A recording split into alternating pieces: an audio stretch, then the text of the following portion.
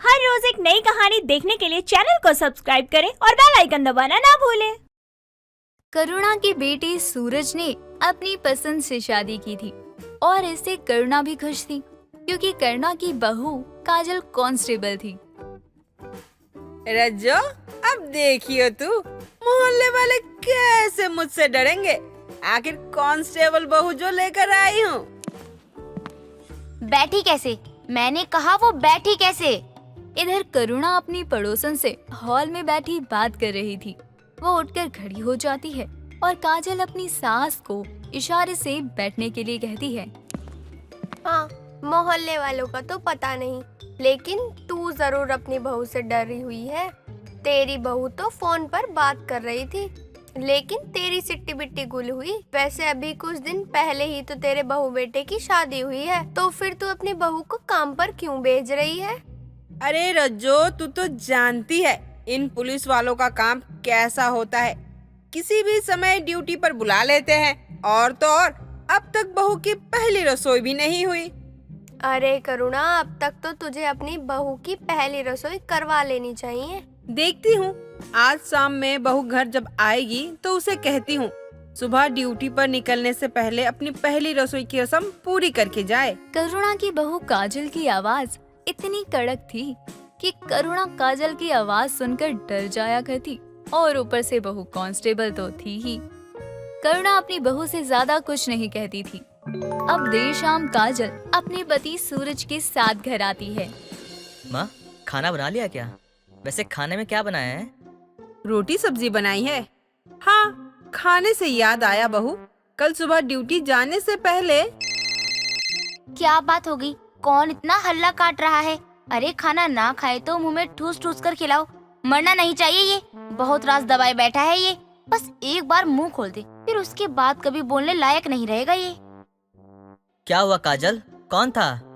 सब ठीक तो है ना? अरे एक मुजरिम है, उस पर अपनी सास के मर्डर का इल्जाम है, लेकिन सच ही नहीं बोल रहा।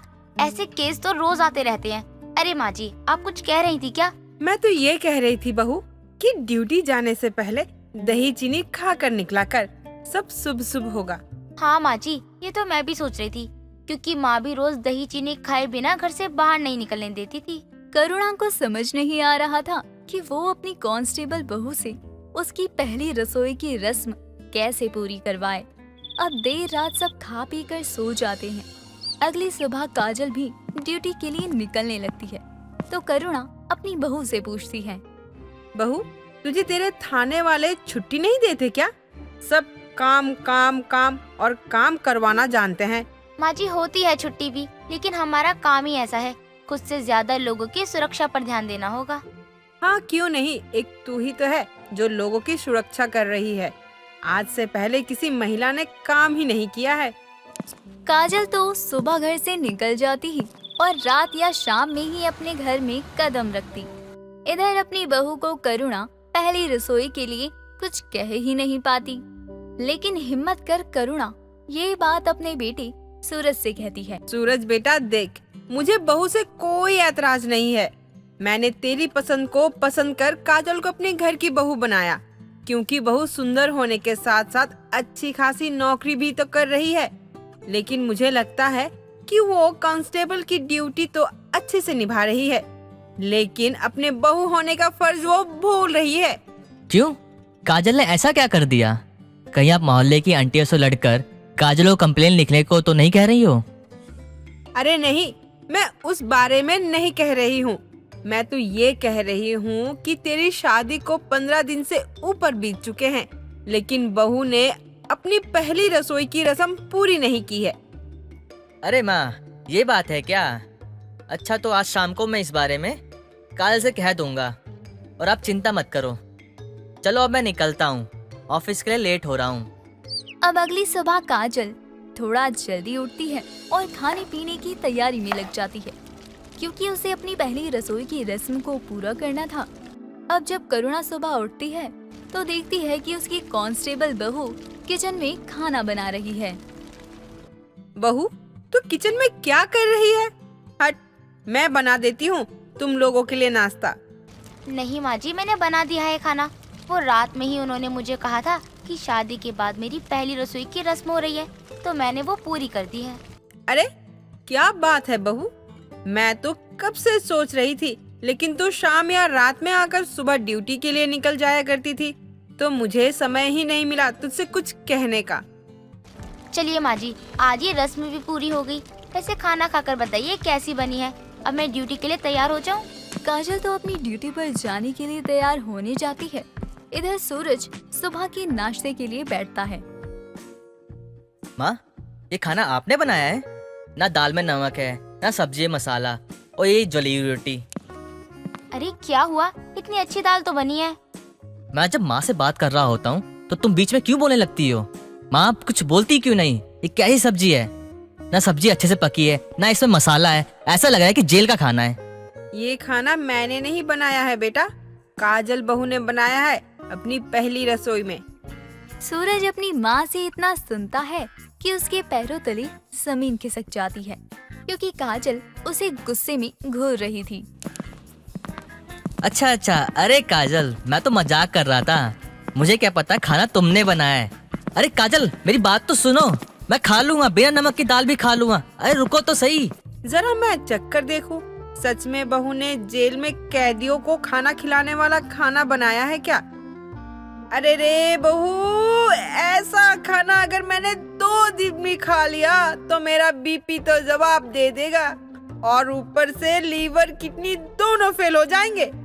करुणा ने अपनी बहू की पहली रसोई में ही देख लिया था कि उसकी बहू कैसा खाना बनाती है, लेकिन अब जब कभी भी काजल खाना बनाने की बात करती, करुणा अपनी बहू को खाना बनाने से मना कर दिया करती। एक रोज करुणा की पड़ोसन रज्जो करुणा के कान भरती है। अरे करुणा, अगर तेरी बहू ने एक दिन ऐसा खाना बना दिया तो क्या हुआ? क्या तू अब उससे खाना जिंदगी भर नहीं बनवाएगी? अरे खाना बनाना सिखा, कांस्टेबल होगी अपने थाने में। यहाँ तो तेरी वो बहू है ना। जिस तरह तू मुझे भड़का रही है ना, अगर तनिक भी मेरी बहू को भनक हुई तो डंडा मार मार कर वो मेरे साथ तुझे भी थाने भिजवाएगी, समझी ना? देख, मेरा काम था तुझे बताना, मैंने बता दिया, आगे तेरी मर्जी। अब देर शाम काजल ड्यूटी से आती है तो करुणा अपनी बहू से कहती है, बहू, तू खाना तो अच्छा बनाती है, बस तुझे गाइड करने की जरूरत है। हाँ माँ, आप सही कह रही हैं। 1 मिनट, थाने से फोन आ रहा है। हाँ रूबी, क्या हुआ? अच्छा, केस आया है क्या? एक बहू ने अपनी सास को खाने में जहर डालकर दे दिया, वो भी इसीलिए क्योंकि उसे खाना बनाना सिखा रही थी। अरे रे, बहुत बुरा हुआ सास के साथ। हाँ जी माँ जी, कहिए, आप क्या कह रही थी? यही कि मैं तब तक खाना बना दिया करूँगी जब तक मेरे हाथ पैर सलामत है। उस दिन के बाद से करुणा कभी भी काजल को खाना बनाने को नहीं कहती। जब कभी काजल का मन होता तो वो खाना बना लिया करती, वो भी जेल वाले पानी की दाल की तरह, बिना मसाले की सब्जी, जली रोटी और सूखे चावल, जिसे ना चाहते हुए करुणा और उसके बेटे को खाना ही पड़ता था। उर्मी वैसे तो रसोई में बहुत कम जाती थी, लेकिन जब भी वो रसोई में जाती तो उसके बनाए खाने की सभी लोग बहुत ज्यादा तारीफ करते थे। लेकिन उर्मी के खाने से ज्यादा लोग उसकी आयुर्वेदिक रसोई की तारीफ करते थे। उर्मी को पूरे मोहल्ले के सभी लोग जानते थे। ऐसे ही एक दिन उर्मी अपनी खुशी से रसोई में खाना बना रही थी। तभी वहाँ पर उसकी माँ जानकी आती है और अपनी बेटी उर्मी से कहती है, हाय रे, मेरा सर तो दर्द के मारे फटा जा रहा है। पता नहीं इतना सर क्यों दर्द हो रहा है मेरा। क्या माँ, आप भी ना? दिन भर तो आप टीवी के आगे थी, तभी तो आपका इतना सर दर्द हो रहा है। पूरे दिन भर मैं टीवी के आगे नहीं थी, बस कुछ देर ही थी। वो क्या है ना, खाली बैठकर बोर होने से तो अच्छा ही है ना कि मैं थोड़ा टीवी ही देखकर अपना मन बहला लूं। तू भी कॉलेज में थी। माँ, कितनी बार कहा है आपसे, इतनी ज्यादा टीवी मत देखा करो। अब देखो, हो गया ना सिर में दर्द। आप अपना जरा भी ख्याल नहीं रखती हो, थोड़ा तो खुद पर ध्यान दो। कल को मैं चली जाऊंगी तो क्या होगा? बेटा, तू मेरा सर दर्द कम करना चाहती है या बढ़ाना चाहती है? तेरे जाने से तो मैं और भी अकेली पड़ जाऊंगी, पता नहीं कैसे रहूंगी। तब तो कोई मुझे सुनाने के लिए भी नहीं होगा कि मैंने ये किया वो किया। माँ, भले ही मैं आपके साथ न रहूं, लेकिन मैं अपने ससुराल से भी आपका पूरा ध्यान रखूंगी। हाँ, मुझे तुझ पर पूरा भरोसा है कि शादी के बाद भी तुझे मेरी फिक्र लगी ही रहेगी। लेकिन अभी जो सर दर्द से मेरी जान जा रही है उसका तो कुछ कर, मेरा सर फटा जा रहा है। माँ, आप अपने कमरे में जाओ, मैं अभी आपके लिए चाय बना कर लाती हूँ गर्मा गर्म, वो भी शुगर फ्री, और दालचीनी का लेप भी लगा दूंगी। आपको जल्दी से आराम मिल जाएगा और आप ठीक हो जाएंगी। ठीक है, मैं अपने कमरे में जा रही हूँ। तो जल्दी से अपनी आयुर्वेदिक रसोई का कोई जल्दी से इलाज ले आ। आज तक तेरी आयुर्वेदिक रसोई से तो मेरे सारे कष्ट मिटे हैं। माँ, अब बातों में समय खराब मत करो, जल्दी से अपने कमरे में जाओ, मैं आती हूँ वहीं। उर्मी की आयुर्वेदिक रसोई की वजह से उर्मी की मां जानकी के सर का दर्द बिल्कुल ठीक हो जाता है और वो बहुत ही जल्दी अच्छा महसूस करने लगती है। उर्मी की मां और उर्मी में बहुत अच्छी बनती थी। कई दिनों तक ऐसे ही चलता रहता है। कुछ दिनों बाद उर्मी को देखने एक अमन नाम का लड़का अपनी मां सरोजा के साथ आता है। सभी लोग आपस में बातें कर रहे थे कि तभी सरोजा कहती है, आपकी बेटी तो बहुत प्यारी है, मुझे आपकी बेटी बहुत पसंद आई। भगवान के दया से हमें किसी चीज की कोई कमी नहीं है। आपकी लड़की हमारे घर में बहुत खुश रहेगी। जी, आपकी बातों पर हमें पूरा भरोसा है और जहाँ कोई कमी रह जाएगी वहाँ मेरी बेटी है तो। और आपको मेरी उर्मी की एक खास बात पता है, उसकी रसोई है आयुर्वेदिक, सभी बीमारी का इलाज है उसमें। अरे आज के समय में आयुर्वेदिक क्या होता है? हमें तो कोई भी परेशानी होती है तो हमारा एक फैमिली डॉक्टर है, हम सीधे उसी के पास चले जाते हैं, वही सही रहता है हमारे लिए। अरे जब दिक्कत परेशानी का इलाज आपकी रसोई में ही मिल जाएगा तो बाहर डॉक्टर के पास जाना ही क्यों? और वो भी आपको दर्द में राहत ही देंगे ना। और वही चीज आयुर्वेद में भी होता है। नहीं, ये सब बातें तो सूट करने के ऊपर होती है, हमें तो हमारी फैमिली डॉक्टर की दवाई ही सूट करती है। अरे हम यहाँ पे रिश्ते की बात करने आए हैं या फिर आयुर्वेदिक और डॉक्टर पे चर्चा करने? अरे अमन सही बोल रहे हैं। वैसे मुझे तो आप और आपका परिवार काफी पसंद आया, मुझे रिश्ता मंजूर है। बस अब आप अपनी राय बता दीजिए, आप क्या चाहते हो? राय क्या जाननी है, हमारे तो रिश्ते के लिए हाँ है। बस अब तो आपकी बेटी हमारे घर के जल्दी से बहू बनकर आ जाए, हमें और क्या ही चाहिए। बस शादी की तारीख तय करनी है अब तो। आपसी सहमति से रिश्ता तय हो जाता है। कुछ ही दिनों बाद उर्मी और अमन की शादी होती है। शादी के बाद उर्मी अपने ससुराल में सब कुछ बहुत अच्छे से संभाल लेती है। सब बहुत ही अच्छा चल रहा था। कुछ दिनों बाद जानकी के घुटनों में काफी ज्यादा दर्द होने लगता है। शाम को उर्मी जब अपनी सास के लिए चाय लेकर जाती है तो अपनी सास को चाय देते हुए उर्मी कहती है, माँ जी ये लो, चाय लाई हूँ मैं।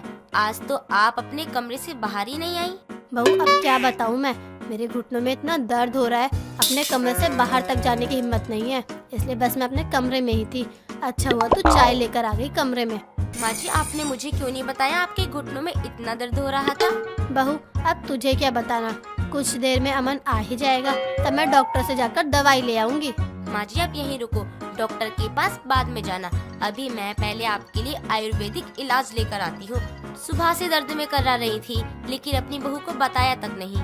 उर्मी अपनी सास की एक बात नहीं सुनती और रसोई में जाकर अपना आयुर्वेदिक इलाज जल्दी से बना कर लाती है और अपनी सास के घुटनों में लगाने लगती है। तभी सरोजा बोलती है, बहू क्या लगा रही है, कुछ तो बता, कहीं तेरी आयुर्वेदिक रसोई के चक्कर में मेरे घुटनों का हाल बेहाल न हो जाए। मुझे ये सब चीजें सूट नहीं करती है। माँ जी आप बस थोड़ी देर रुको, आपको आराम न मिले तो बोलना। काफी देर तक उर्मी अपनी सास के घुटनों की मालिश करती है। इतनी मालिश के बाद सरोजा को थोड़ा आराम भी मिलता है और सरोजा कहती है, बहू तूने क्या लगाया है, अब तो बता दे। माँ जी ये आयुर्वेदिक इलाज है। सरसों के तेल में लहसुन की कली कूट के मिला देने के बाद वो घुटनों पर मालिश करने से आराम मिलता है। आपको अब ठीक महसूस हो रहा है ना? मुझे इतना भी दर्द नहीं हो रहा था जितना तूने बना दिया, वो तो बस तूने थोड़ा पैर दबा दिया इसलिए ठीक लग रहा है, वरना तो मैं ये आयुर्वेदिक इलाज में भरोसा बिल्कुल नहीं करती हूँ। कोई बात नहीं माँ जी, आपको आराम मिल गया, मेरे लिए वही बहुत है। आप आराम करिए, मैं चलती हूँ।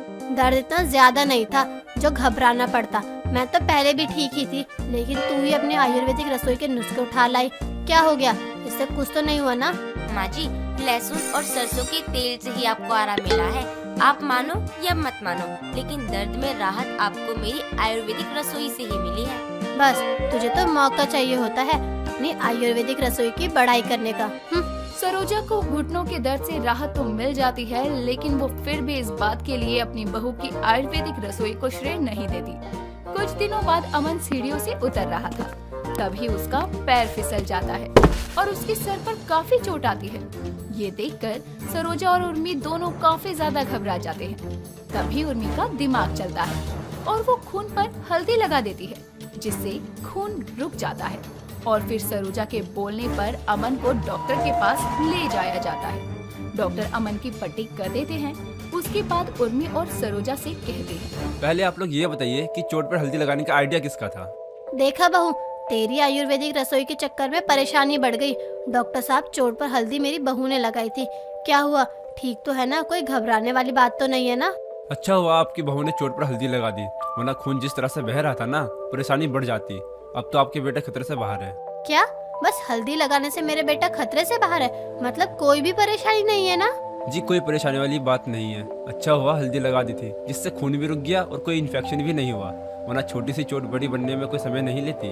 आपकी बहू काफी ज्यादा समझदार है। इतना बोलकर डॉक्टर वहाँ से चले जाते हैं। ये सब बातें सुनकर सरोजा को अपनी बहू की आयुर्वेदिक रसोई की अहमियत समझ आती है और वो अपनी बहू से बोलती है, बहू मुझे माफ कर दे। अब तक मैंने तेरी आयुर्वेदिक रसोई को बस ऐसे ही समझा था, लेकिन आज जब तेरी वजह से मेरे बेटा खतरे से बाहर है, तू नहीं होती तो क्या होता बहू। माँ जी, आप क्या बोल रही हो?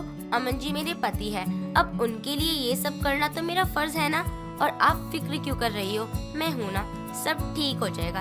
देखिएगा, अमन जी को जल्दी ही होश भी आ जाएगा। बहू, तेरे होते हुए मुझे फिक्र करने की तो कोई जरूरत ही नहीं है। तू और तेरी आयुर्वेदिक रसोई सारे दुख दर्द हर लेती है।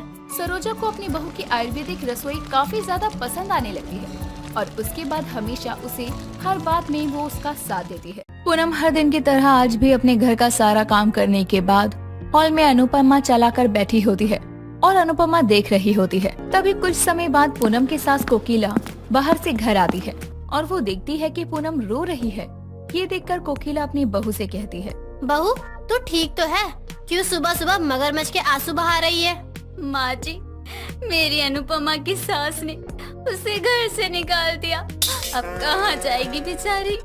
मुझे लगा तेरा बाप मर गया है जो तू ऐसे रो रही है। भगवान बचाए तुझसे और तेरी अनुपमा से। माँ जी, आप क्या जानो बेचारी अनुपमा का दर्द। आप भी तो एक सास ही हो ना। हाँ हाँ, चल जा, अब जाकर चाय बना ले। ये सुनकर पूनम टीवी को गले लगाकर कहती है, अनुपमा, मैं अभी माँ जी की चाय बना कर आती हूँ, तब तक तुम खुद को संभालो अनुपमा। ये बोलकर पूनम दहाड़े मार मार कर रोने लगती है और ये देखकर कोकिला अपने आप से कहती है, ना जाने मेरी बहू ये सब नाटक कब छोड़ेगी। इसे देखकर तो ऐसा लगता है जैसे टीवी वाले इसके सगे हैं और इस पर जो भी दिखा रहे हैं वो भी सच है। ये बोलकर कोकिला टीवी देखने लगती है। तभी कुछ समय बाद पूनम अपनी सास के लिए चाय लेकर आती है, जो टीवी देख रही थी। ये देखकर पूनम अपनी सास को चाय देते हुए कहती है, माँ जी, अब मुझे अनुपमा देखने दो। बेचारी न जाने कहाँ रहने जाएंगी। उसके बच्चे भी तो उससे प्यार नहीं करते। हाँ हाँ, देख ले, कहीं जगह ना मिले तो उसे घर ही बुला लियो बहू। माँ जी, मैं तो आपको गलत ही समझती रही थी। आप तो कितनी अच्छी हैं। लेकिन माँ जी, अनुपमा बहुत हिम्मत वाली है, वो भी छोड़ेगी नहीं अपनी सास को। ये सब देखकर तू जो मुझ पर अपने पैतरे अपनाती है ना, वो मैं चलने नहीं दूंगी। देर रात करीब 1 बजे हॉल में बैठकर अकेले पूनम अनुपमा देख रही थी। तभी पूनम का पति राजेश पूनम से कहता है, अरे तुम पागल तो नहीं हो गई हो? रात के 1 बज रहे हैं, तुम हॉल में अकेले क्या कर रही हो? तभी राजेश जैसे ही पूनम के कंधों पर हाथ रखता है, वैसे ही बालों को आगे किए बैठी पूनम अपने पति से कहती है, तुम मेरे राजेश नहीं हो। तुम्हारा उस गौरी मैडम के साथ चक्कर चल रहा है ना, लेकिन मैं भी अनुपमा हूँ। मैं तुम्हें बताती हूँ, एक स्त्री क्या कुछ नहीं कर सकती। ये देखकर राजेश भूत भूत चिल्लाता हुआ भाग जाता है और ये देखकर पूनम जोर जोर से हंसते हुए खुद से कहती है, क्या एक्टिंग की है। ऐसे ही ना इन्हें डरा के रखूंगी ताकि ये किसी और को देखे भी ना और ना ही वनराज की तरह मुझे छोड़ कर जाएं। अगली सुबह जैसे ही राजेश अपनी पत्नी को यानी पूनम को देखता है, वैसे ही अपनी माँ के कमरे में जाकर उससे कहता है, माँ, अब तो मुझे भी इससे डर लगने लगा है। क्यों, ये कोई चुड़ैल है? माँ, तो कोई चुड़ैल से कम भी तो नहीं है ये। रात में 1 बजे बालों को खोलकर चुड़ैल की तरह बैठी थी। मैंने कहा क्या कर रही हो, तो ना जाने क्या बकने लगी। अच्छा, बहू की बात कर रहा है तू? आपको पता है कि इस पे कोई प्रेत आत्मा आती है? कोई भूत भूत नहीं आता इस पर। ये तो इसके सीरियल्स का असर है जो ये देखती रहती है, वही हम पर कॉपी करती है। तेरे साथ पहली बार हुआ है, ये तो मेरे साथ रोज होता है। देर शाम पूनम पड़ोस की विमला के साथ मार्केट जा रही थी। तभी कोकिला अपनी बहू को जाते हुए देखकर कहती है, बहू कहाँ जा रही है, वो भी बिना बताए? एक्सक्यूज मी माँ जी, मैं घूमूं फिरूं, नाचूं गाऊं, हंसूं खेलूं, बाहर जाऊं, अकेले जाऊं, किसी के साथ जाऊं, जहाँ जाऊं, जब जाऊं, जैसे भी जाऊं, आपको क्या बोली? मुझे क्या? तेरी सास हूँ, समझी? ये तेरे बाप का घर नहीं है जो कहीं भी बिना बताए निकल जाएगी। माँ जी, आपको बहुत बड़ी गलत फैमिली है कि मैं अपने पिताजी को बिना बताए घर से बाहर जाती थी। पहली बात तो तू इंग्लिश की माँ बहन मत किया कर, और दूसरी बात ये कि क्या तूने मेरे घर को धर्मशाला समझ रखा है जो नाचूं गाऊं खेलूं अकेले जाऊं बाहर जाऊं लगा रखा है? कोकिला, इसीलिए कहती हूँ कि तू भी अनुपमा देखा कर, तेरी बहू अनुपमा के डायलॉग बोल रही है। मैं तो बहू से ज्यादा उस अनुपमा से परेशान हो चुकी हूँ। माँ जी, आप भी क्यों नहीं चलती हैं मार्केट? जल्दी आ जाएंगे। अपना क्लास देखा है? एक झोला टांग लिया करती है और चल पड़ती है बक बक करते हुए मार्केट। तेरे साथ जाने से अच्छा है मैं घर ही रहूं। माँ जी, आप मुझे क्लास सिखा रही हैं। यही बहू आपको शादी से पहले तक तो आइटम लगती थी। तब मुझे पता नहीं था ना कि कांदे के भाव में पनीर लूंगी तो ऐसे ही मिलेगी। तो क्या तू भी अपनी सास से बहस करने में लगी हुई है? चल जल्दी, लेट हो गया है हमें। तभी विमला और पूनम मार्केट जाने के लिए निकल पड़ते हैं और मार्केट से सामान लेने के बाद दोनों को आने में लेट हो जाता है। तभी रास्ते में पूनम और विमला को चोर मिलते हैं। सुनसान रास्ते में जो विमला और पूनम को रोककर विमला के गर्दन पर चाकू रखते हुए पूनम से कहते हैं, ये शानपति यहाँ नहीं दिखाने का, जितना भी रोक रहा है ना इधर रख देने का। ये 2 टके की बदमाश, मेरे को नहीं मालूम कि ये तेरा चवन्नी वाला रामपुरी चाकू किसी काम का है भी या नहीं। कौन बोल रहा है? काट डालेगा इस बुड्ढी का गला, आगे नहीं बढ़ने का। मैं भी तेरे को कब से समझाए जा रही है, अपने को भी आती है ये तेरी तरह बात करना। मस्त लगा ना? ए चुप कर शानी, चुपचाप पैसे निकाल और इसको ले और निकल जाए यहाँ से। बहू दे दे जो भी तेरे पास है, वरना ये मुझे मार देगा। ऐसे कैसे मारेगा ये आपको आंटी जी? मैं हूँ ना। मैं हूँ ना क्या? तू क्या चीफ मिनिस्टर है यहाँ की? नहीं, मैं यहाँ की वो औरत हूँ जो अपना पत्नी धर्म निभाते हुए यमराज से अपने पति के प्राणों की रक्षा करती है। मैं वो बहू हूँ जो अपनी सास के खांसने से पहले पानी ला कर देती है। मैं वो माँ हूँ जो अपने बच्चों पर आने वाली मुसीबत को पहले ही भाप लेती है। मैं वो पड़ोसन हूँ जो अपने सामने ही अपनी पड़ोसन विमला आंटी का गला कटने से बचाने के लिए लगातार संघर्ष कर रही है, क्योंकि अनुपमा ये सब करती है। अरे चुप कर शानी, मैं ये हूँ मैं वो हूँ। वैसे ये अनुपमा कौन है? स्टार प्लस नहीं देखा? वही अनुपमा जिसकी सास ने उसे घर से निकाल दिया। ये बोलकर पूनम नीचे बैठ जाती है और रोते हुए नीचे से एक मुट्ठी मिट्टी उठाकर चोर की आंखों में डाल देती है। और मिट्टी चोर की आंखों में तो जाती है, लेकिन विमला की आंखों में भी हल्की सी चली जाती है। और विमला पूनम से कहती है, बहू क्या किया तूने? खुद को अनुपमा बताती है, लेकिन काम सारे तेरे राखी सावंत वाले हैं। पूनम विमला का हाथ पकड़ते हुए कहती है, मेरे साथ भागो अब आंटी जी। ये बोलकर पूनम विमला का हाथ पकड़कर भागने लगती है और जैसे तैसे घर पहुंचती है, जहां कोकिला अपनी बहू पूनम का इंतजार कर रही थी। तभी कोकिला अपनी बहू को डरे हुए हॉल में देखकर कहती है, किसका घर लूट कर आ रही है? तू जैसी थी वैसे इस विमला की बच्ची को भी बना दिया। इस उम्र में दौड़ रही है, शोभा देता है क्या दोनों में से किसी को? माँ जी, हमारे पीछे एक गुंडा पड़ गया था और वो हमसे पैसे मांग रहा था, लेकिन आपकी बहू ने उसे धूल चटा दी। हाँ सही कह रही है कोकिला तेरी बहू, लेकिन वो धूल मैंने भी टेस्ट कर ली है। पानी दे दे मुंह पर मारूं, दिख नहीं रहा है कुछ भी सही से। क्या कह रही है? इसने और वो भी एक चोर को सबक सिखाया? हाँ कोकिला, इसने तो पहले ही उसे अनुपमा की कहानी सुनाकर पका दिया है और फिर उसकी आंखों में मिट्टी झोंक दी। अच्छा हुआ इसकी गर्दन पर उसने चाकू नहीं रखा, वरना जितना टॉर्चर उसने इसकी आंखों में मिट्टी डालकर नहीं किया होगा, उतना टॉर्चर तो वो अनुपमा की कहानी सुनकर हो गया होगा। माँ जी, मैंने आज विमला आंटी को बचा लिया, क्योंकि अनुपमा सबका भला चाहती है। चाहे उसकी सास उसे 100 ताने मारकर घर से निकाल दे या उसकी पड़ोसन उसकी सास की चुगली अनुपमा से करे, लेकिन अनुपमा में बहुत हिम्मत है। क्या मतलब तेरा? विमला मेरी बुराई करती है? अरे तेरी बहू कुछ भी बोलती है, हम तो पुराने दोस्त है ना कोकिला। सही किया जो आज मैंने केबल की तार ही हटवा दी, अब मेरे घर में शांति रहेगी। भले ही कोकिला ने अपने घर से टीवी के केबल का कनेक्शन हटवा दिया हो, लेकिन पूनम को कौन अनुपमा देखने से रोक सकता था? वो तो विमला के घर जाकर देख लिया करती। अपनी प्यारी अनुपमा को। दोस्तों, अगर आपको ये कहानी पसंद आई तो इसे लाइक करें, शेयर करें और कमेंट करके बताएं कि कहानी में आपको सबसे अच्छा क्या लगा।